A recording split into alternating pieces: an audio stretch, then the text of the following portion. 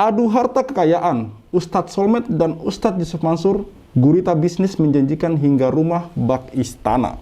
Kalau saya sudah mengadukan itu, saya tidak akan mencabut, Pak.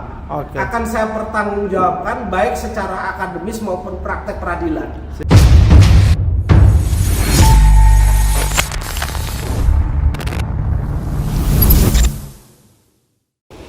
Bismillahirrahmanirrahim. Assalamualaikum warahmatullahi wabarakatuh. Kembali lagi bersama saya Tal Walid.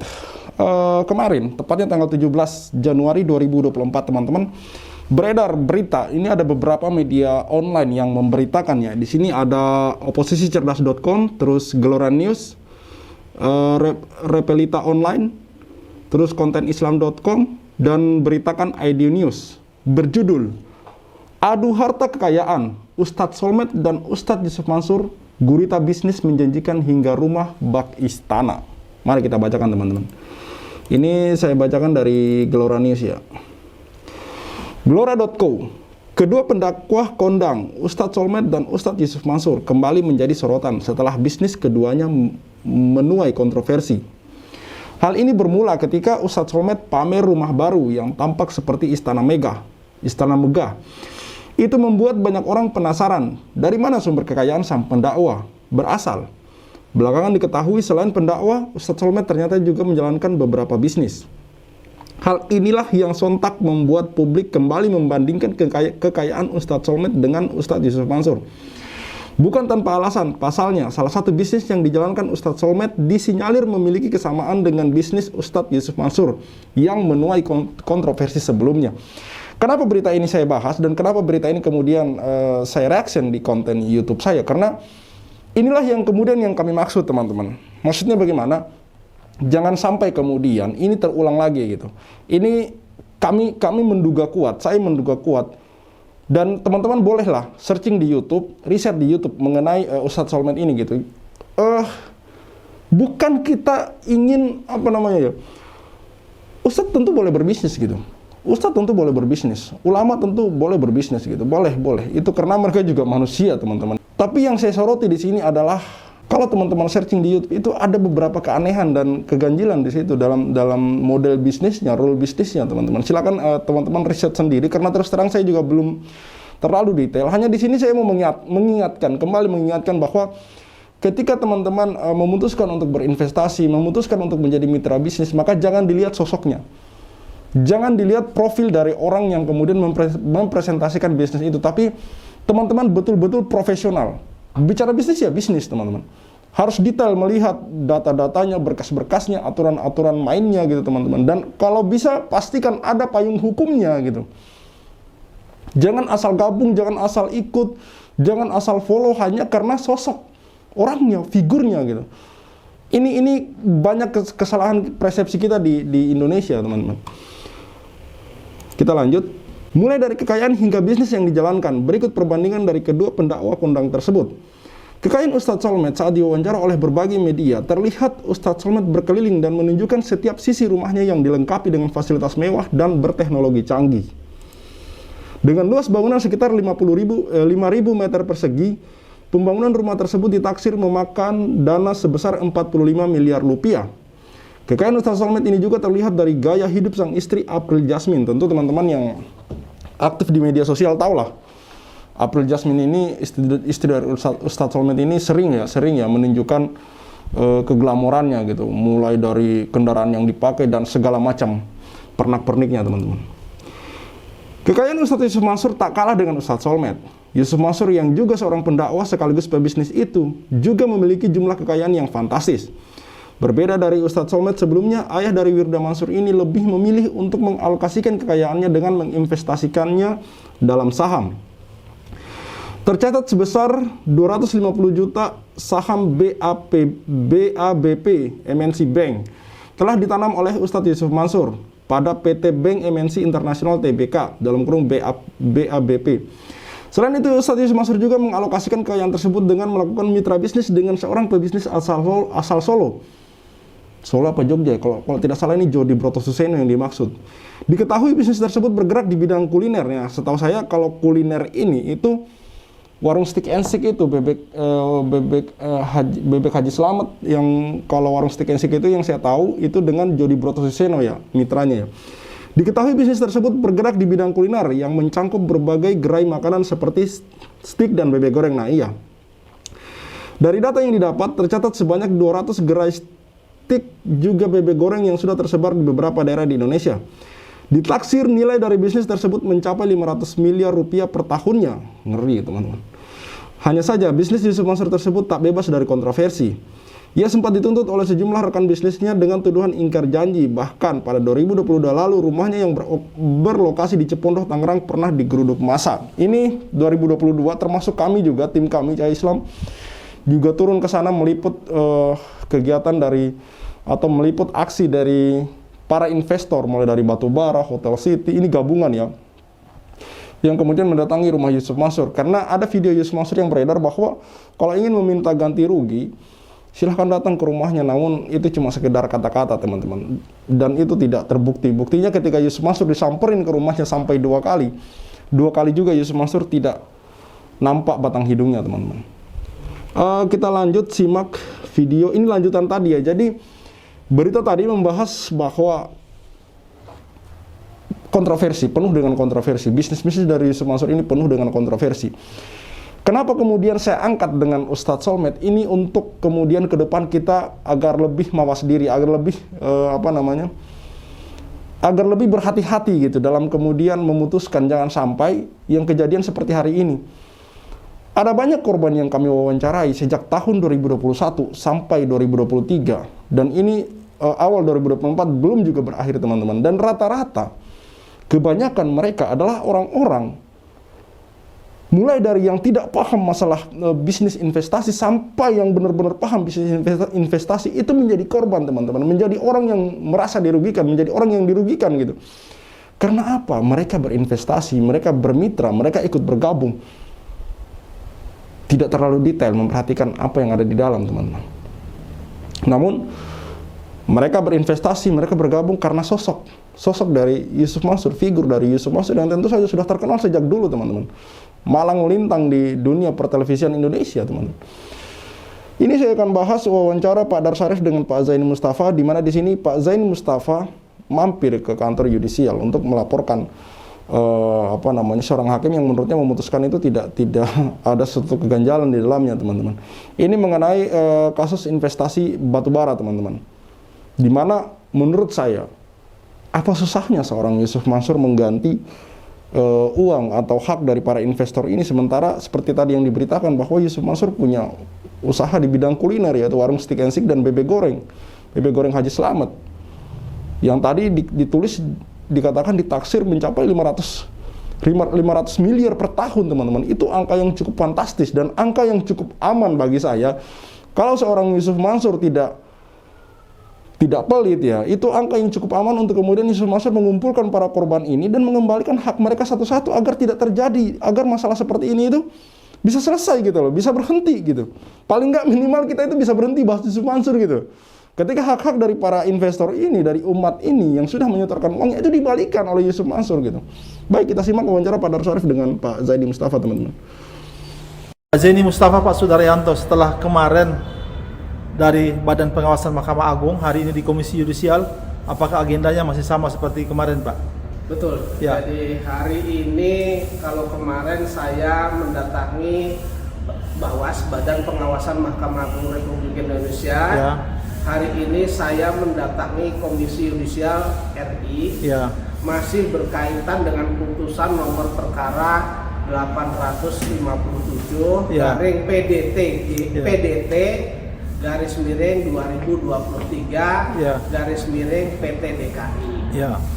Berkaitan dengan hal tersebut, maka hari ini juga saya melaporkan ke Komisi Yudisial tersebut, Pak. Ya. Berkaitan dengan adanya, menurut hemat kami dalam putusan tersebut ya, putusan nomor 857 itu kan putusan nomor 857 Pengadilan Tinggi DKI itu kan membatalkan putusan nomor 28 ya, nomor 28 Pengadilan Negeri Jakarta Selatan berkaitan dengan perkara saya melawan Yusuf Mansur dan kawan-kawan.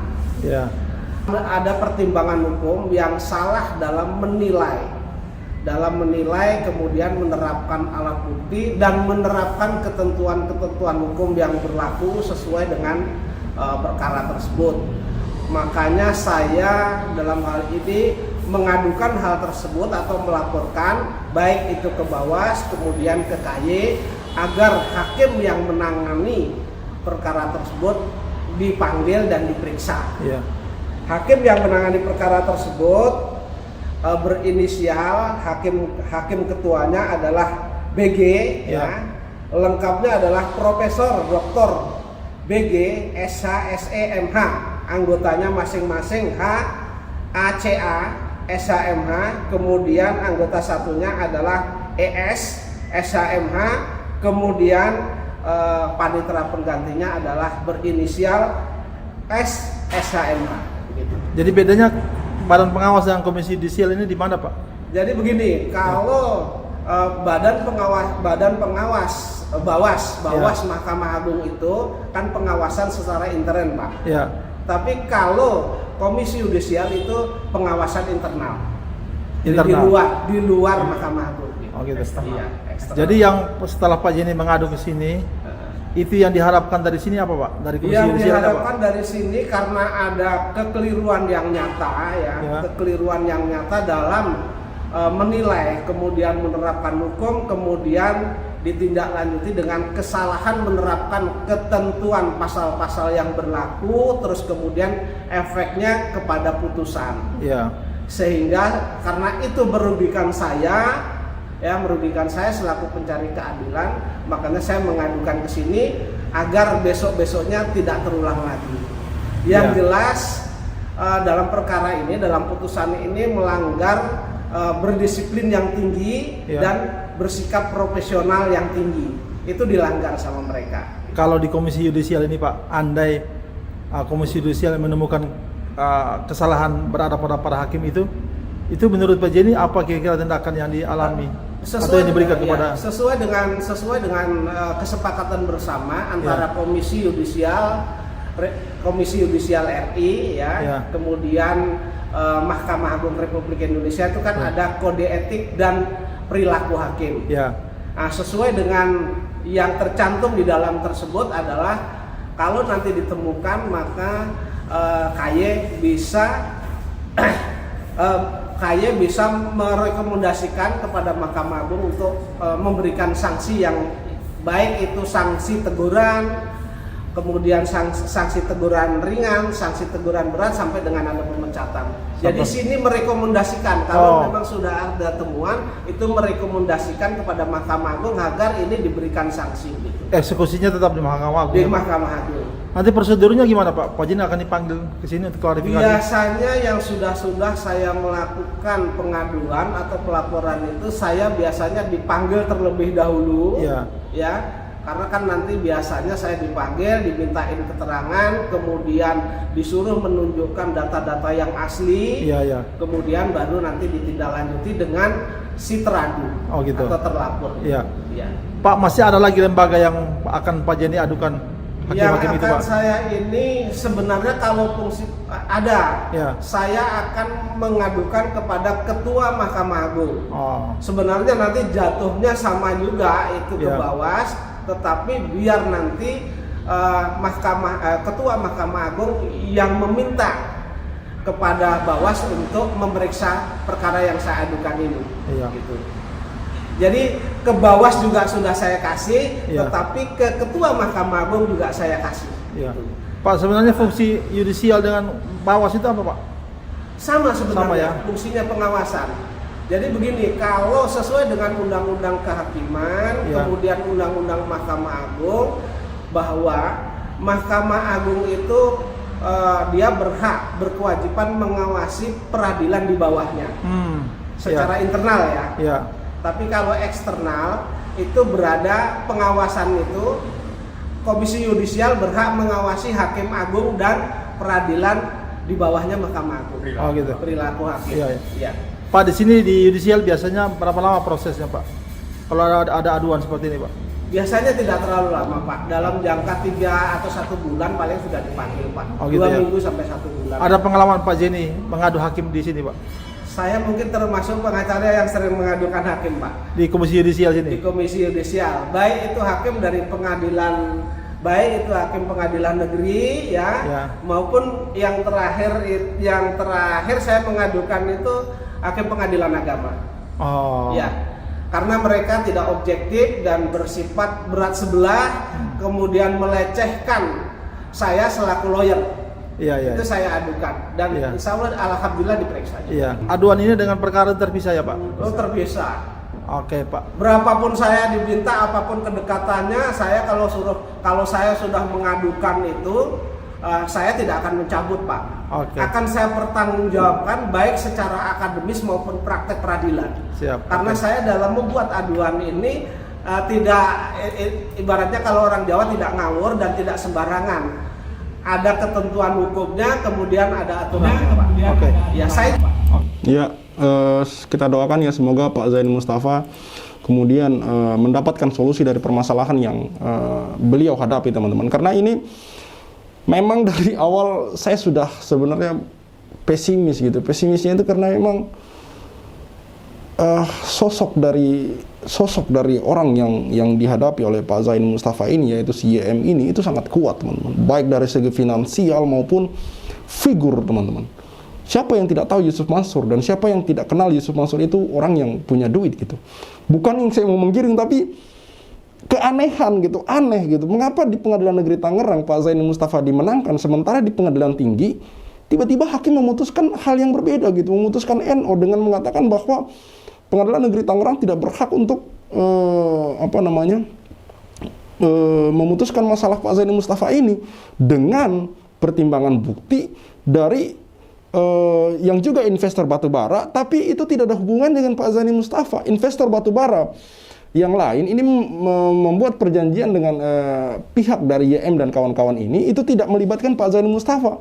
Sementara alasan yang dibuat oleh Pengadilan Tinggi untuk memutuskan perkara Pak Zain Mustafa itu menggunakan alasan ini gitu, menggunakan perjanjian yang dimana itu Pak Zain Mustafa tidak terlibat. Kan di situ anehnya dan di situ lucunya teman-teman. Makanya kemudian Pak Zain Mustafa ini melaporkan hakim tersebut gitu. Semoga kemudian ini terbuka, ini kemudian menjadi terang benderang sebenarnya siapa yang bermain mata di sini, sebenarnya siapa yang bermain kong kali kong di sini gitu. Kita berdoa teman-teman dan mohon doanya dari teman-teman dan agar ini kemudian bisa terbongkar gitu, agar memang kelihatan gitu siapa yang bermain dan siapa yang berplaying victim selama ini gitu, yang mencari simpati masyarakat padahal sebenarnya dia adalah sosok serigala berbulu domba teman-teman, orang yang berpura-pura baik di hadapan kita namun ternyata di belakang dia orang yang sangat licik teman-teman. Karena ini kelihatan. Dan satu hal lagi terakhir, saya kembali mengingatkan bahwa kemarin Pak Darso itu sudah menelusuri jejak alamat yang ditulis oleh Adian Shah di dalam keterangan alamat dia. Itu ternyata tidak betul teman-teman. Rumah yang dialamatkan yang kemudian dalam keterangan tersebut adalah rumah Adian Shah, itu ternyata adalah kompleks perumahan TNI yang mana pemiliknya sudah menempati alamat tersebut sejak tahun 2006. Sementara Adian Shah di situ memasukkan keterangan bahwa rumahnya di alamat situ untuk bisnis batubara ini itu 2009 teman-teman. Perkiraannya 2009 karena kan bisnis batubara ini menurut keterangan dari para investor ini 2009. Taruhlah 2009 di situ Adian Shah menuliskan bahwa rumahnya di situ. Berarti kan ini memang sejak awal sudah ada itikat ini diduga sejak awal memang sudah ada rencana untuk penipuan teman-teman. Berdasarkan ini gitu, berdasarkan asumsi ini, berdasarkan alasan ini bahwa rumah itu sudah ditempati tahun 2006, lalu Adian Shah menuliskan alamat rumah tersebut sebagai rumahnya yang ternyata itu bukan rumahnya di tahun 2009 teman-teman. Kan keanehan ini. Baik, silakan di-share teman-teman video-video dari kami karena ini juga bentuk bantuan dari teman-teman untuk para korban-korban yang sampai hari ini yang beritanya terus menyusut, yang beritanya terus tertimpa oleh berita-berita lain yang lebih heboh, terutama ini karena mau pilpres. Kami butuh bantuan dari teman-teman, subscriber dan orang-orang yang ingin agar masalah ini terselesaikan untuk di-share agar kemudian orang-orang bisa paham gitu. Minimal orang-orang yang belum terkena hal-hal seperti ini itu bisa teredukasi, bisa mereka itu tercerahkan bahwa dalam berinvestasi, dalam berbisnis bukan figurnya yang dilihat, tapi apa bentuk dari usaha tersebut, detail dari usaha tersebut, teman. Cukup sekian dari saya Khalid Al-Walid, see you on the next videos.